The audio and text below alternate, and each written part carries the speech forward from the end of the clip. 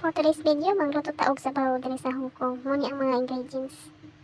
Chikwa, kaning baboy nga na may buto-buto, at saka dried scallop, at saka yung seeds. And i-prepare muna natin yung mga ingredients sa sabaw.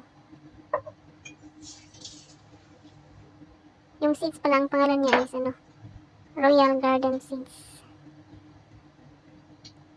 Tapos ang panitan ng atong gulay. Chikwa ang pangalan niyan, ng gulay.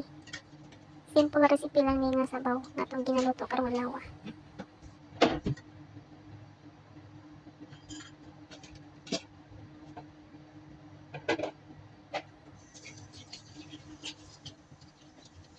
Ang atong panitan, kuskuso lang ang kuskuso lang pagpanit sa gulay.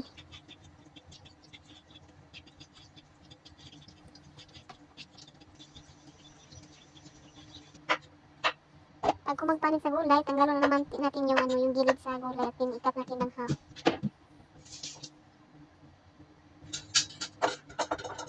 And then, hugasan natin yung mga ingredients guys, yung seeds at saka yung dried scallop. Ang scallop pala is 4 pieces yun ang hinalo ko. Ready na natin mga ingredients. And then yung karning baboy, pakuluan muna natin. Ganito po magluto dito sa Hong Kong. So, pagpakuluan muna yung karne.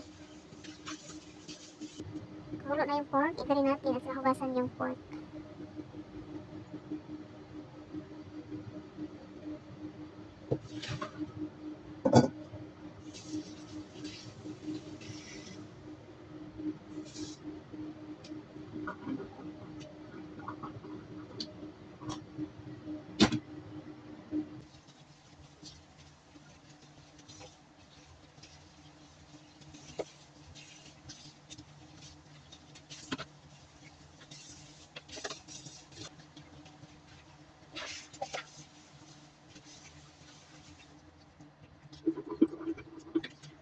Nagpakulo na ako ng tubig. Ilagay na natin yung mga ingredients. Ilagay lahat yung mga ingredients guys.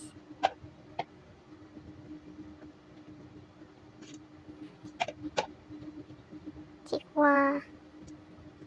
And then, yung seeds na Royal Garden. At saka yung dried scallop.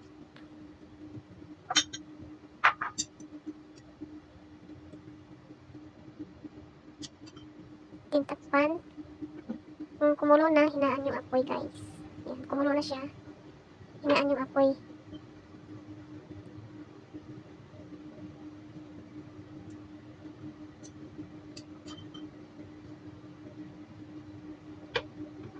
Pakuluan ng 3 to 4 hours ang sabaw. After 1 hour, nag-reduce yung sabaw, dagdagan natin yung sabaw sa soup. Yan, dagdagan natin ng hot water. And then, pakuluan na ulit ito. Hanggang aabot sa 3 oras or 4 na oras. Ang pagpakulo ng sabaw.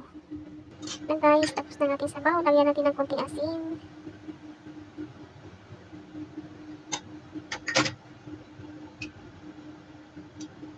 Wow. Wow.